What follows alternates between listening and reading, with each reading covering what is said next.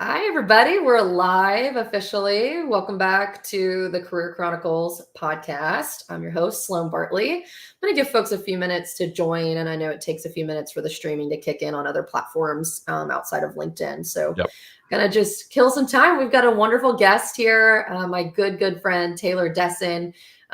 He's honestly the reason I'm here doing this field of work and doing the podcast.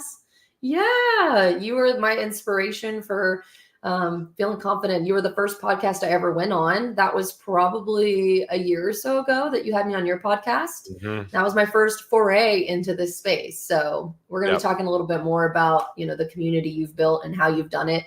That'll be the topic of today's podcast. I love it. And we'll go ahead and dive in. So for those of you who don't know, this is the Career Chronicles podcast. We started this podcast to help uplift, the experiences of women and highlight some of the challenges and opportunities we face in the workforce. But that also means bringing on guests that have paved ways for women in the working world. Taylor has definitely done that for women in the tech space and has continued to uplift all individuals in that arena. So we're going to be talking about how he's done that a little bit further today. I do want to take a moment to thank my sponsors, Spyglass Partners, the staffing firm for which I work. Let's go Spyglass. And then also thanking Merit Media that helps support the back-end operations of this podcast. So thank you to you guys.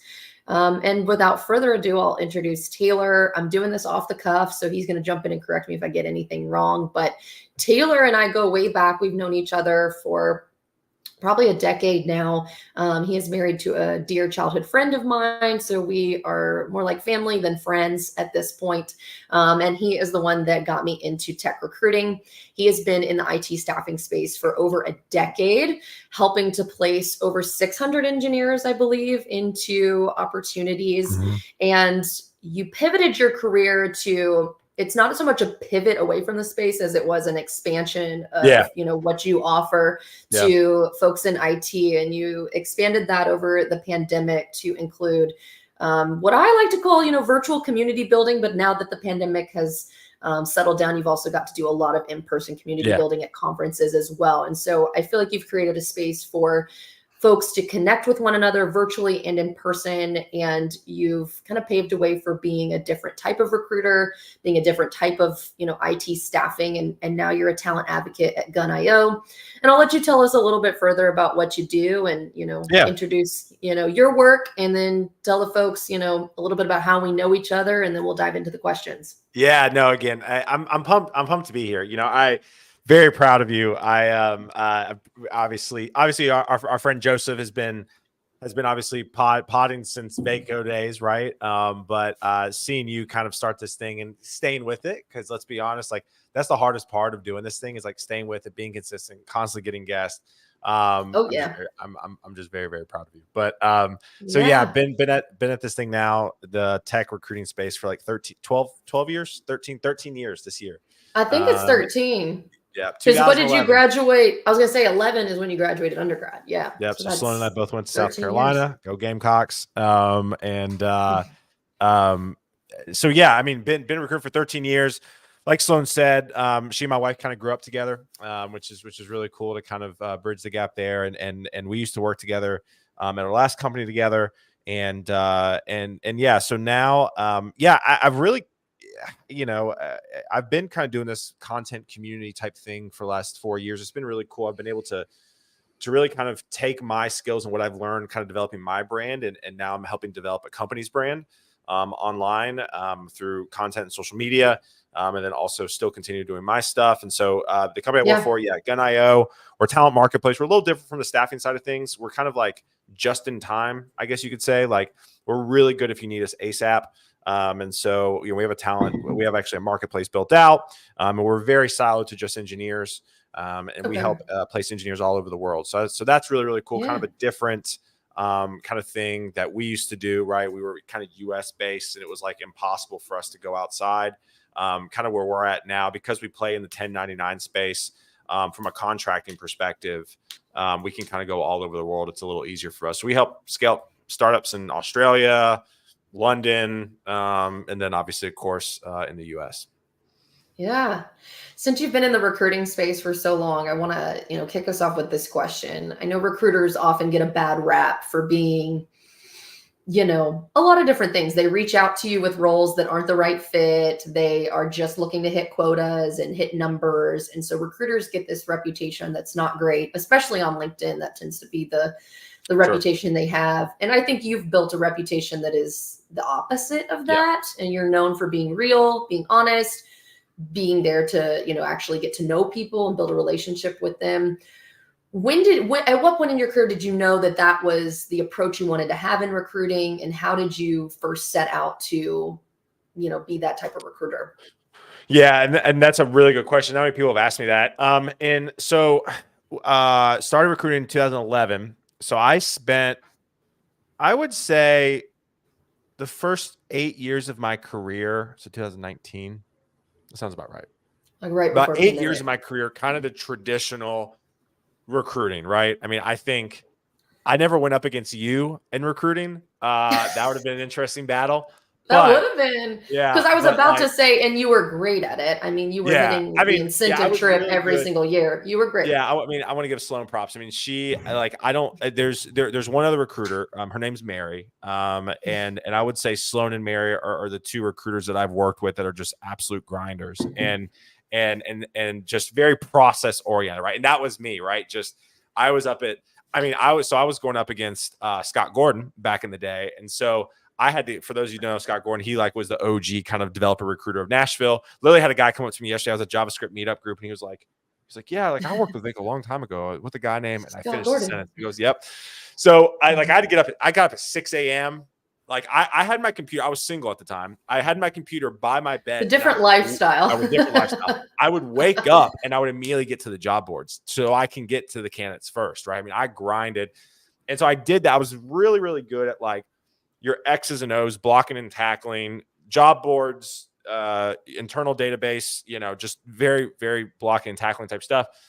And after about 9 years, I finally started to look up and be like, there's got to be a better way to do this. Right. I mean, it just was like this. It was Groundhog Day every single day for 9 years. Now, granted, I'm the type of personality. I think you have to have a type of personality in recruiting to like be in recruiting. And like, you kind of like, if you're good at like consistency and like, if you enjoy kind of the same thing over and over again, I think you do well in recruiting.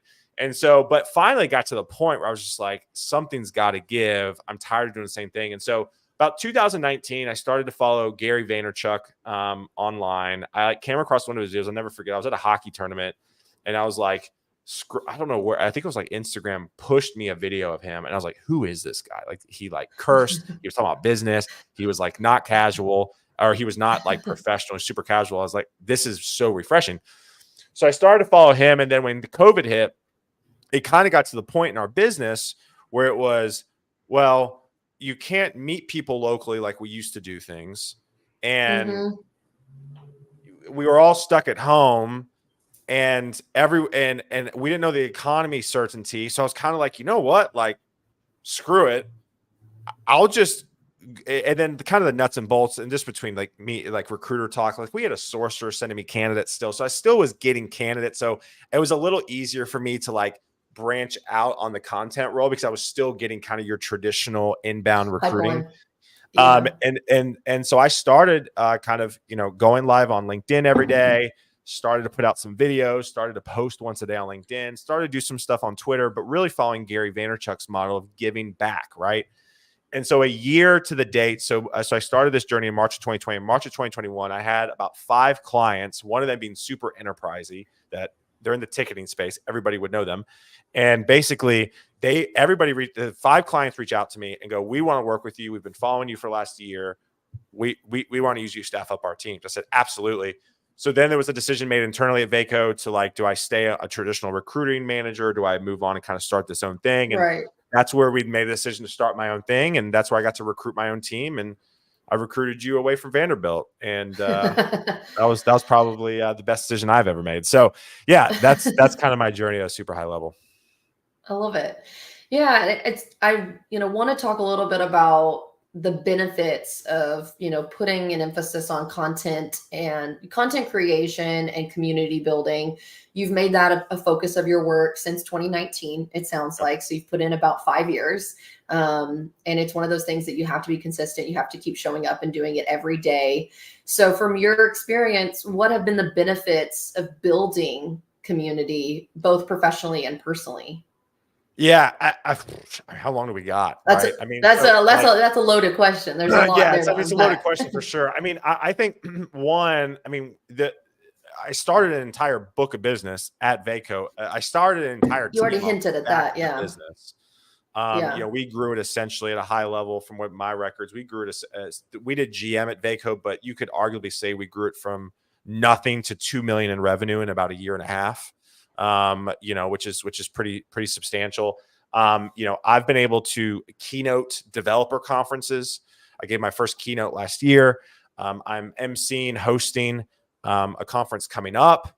You know, like it's a huge conference, and like, you know, I have developers come to me and say like, you're basically a developer now. Like I've been essentially accepted in the developer community. You have been welcomed into the community. That is an honor. Yeah, if you recruit developers and like you're in the development space and from marketing, community building, developers are very, very. What in the world just happened to my computer? I don't know. No idea. Your camera went off.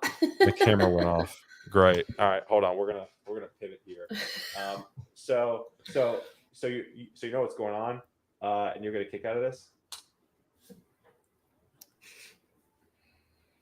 Hold on. Just all kinds of technical difficulties. Lynn is doing work. Lynn is doing work. So for context of people who don't know who Lynn is, this is Taylor's father-in-law. We're building my office because where I'm at right now. It's going to be the baby's room. It's going to be it's going to be the nursery. So yep, and then there's all lights. So Taylor's got to go. The podcast room is now being taken over by new baby.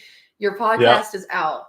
You're just gonna have to do your podcast from the barn. Like we're just going. Yeah, I'm gonna do it. Yeah, I'm gonna do it with the horses in the background. But no, I mean, I think you know, in full transparency, I mean, and this has kind of been a challenge of mine is that like going this route, like it's essentially been a pay cut, right? I mean, and I've talked about this. That. Yeah, and I talk about this, and I tell people this because. Like it was a decision I made because in a traditional recruiting sense, you are not compensated to make content, right? And in the recruiting world, in my experience, there's not a lot of awareness around community. People think community is a waste of time. It's everything about how can you make revenue now, right? And so. Obviously, like I, you know, that's, you know, without getting too much into it, I think that's one of the reasons why my time came to an end at my last company. And then, you know, what's been cool is where I'm at now is I'm able to really flex that. But the thing is, though, is that I can't sit as close to the revenue side as I necessarily would want to really bring in to drive revenue because I'm still commissioned to a certain extent. So it's been an interesting kind of journey. I mean, there have been times where I've kind of wanted to say, just forget it. I'll just go back to being a measly recruiter because what's made you not do that? Like what keeps you from doing that? Because like that's kind of where my head is at, is it would be tempting as someone who was so successful at recruiting and making incentive trip and, you know, you get accustomed to a certain level of income, anybody would. So what keeps you committed to the content and the community building? Obviously, I've been asking myself this tremendously a lot lately. I mean, with baby number 2 on the way, why? Yeah, it's been a lot of why am I doing this? I think there's a few things. One, I saw what it could be during our 1.5 years building the team we were on at Vaco. We were. I was bringing in probably a new logo 2-3 times a month, right? Which is not normal from a sales perspective. You know, and we were growing the team and making hires. And I mean, I remember the team, like we were getting 12 to 15 hires a month on our team. right? And it was mainly off the back of my business I was bringing in, obviously some other stuff, but so like I think what's kept me kind of going is one is I've seen it work really well, and so like I'm kind of praying that the economy eventually turns back around sooner than later. I think the second thing that kind of keeps me doing it is that if I went back to what I was doing, I have built so much social equity, brand equity in the software engineering community that is so difficult to break into that that like throwing away 4 years of it would just be dumb. And then also the third thing is like, I mean, I've talked to some of my recruiter friends. They've been saying like, sure, you can go back into recruiting, but it's not like it's going to be what it was when you were crushing it. They're like, it's down for everybody. And so it's kind of an interesting conundrum that I've been obviously thinking a lot about right now. And I think you froze.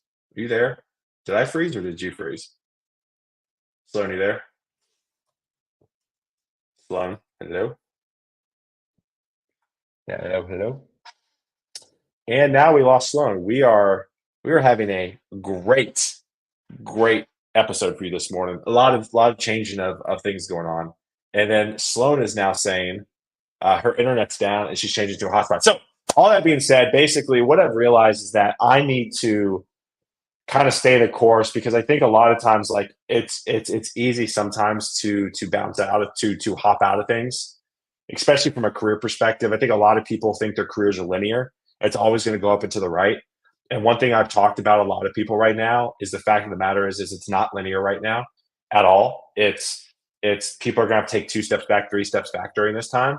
And I'm not saying what I did. I took a step back compensation wise, but I didn't take a step back title wise or anything like that. But for me, it's one of these things where I'm so passionate about community, and I see the vision of where this could go. That's really kind of keeping me obviously dialed into the community, and then just not giving up. So again, for those of you who are tuned in right now, you are with Career Chronicles. Yes, Sloan typically hosts this. This is not a Taylor Desseyn live stream. Sloan's internet went out, and so we are actively trying to scramble. And so, you know, another thing that Sloan and I have talked a lot about is just the power of community and like what that looks like. And when it comes to community building, the fact of the matter is you have to consistently stay in it, right? So with all, hold on,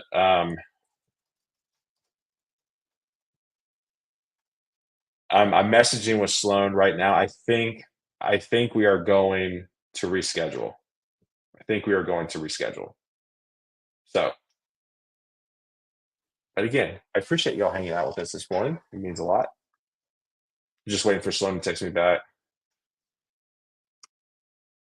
All right. So Sloan and I are texting. We're going to reschedule between my internet going out and changing things and her internet going out. We're going to reschedule. This is the issue with going live. So again, thank y'all for hanging out with us for a little bit. We'll go live again here in the next week or so. We appreciate you. Go follow Sloan. Go follow Spyglass. Check out Gun.io too while you're at it. And we'll see y'all again very, very soon. Peace.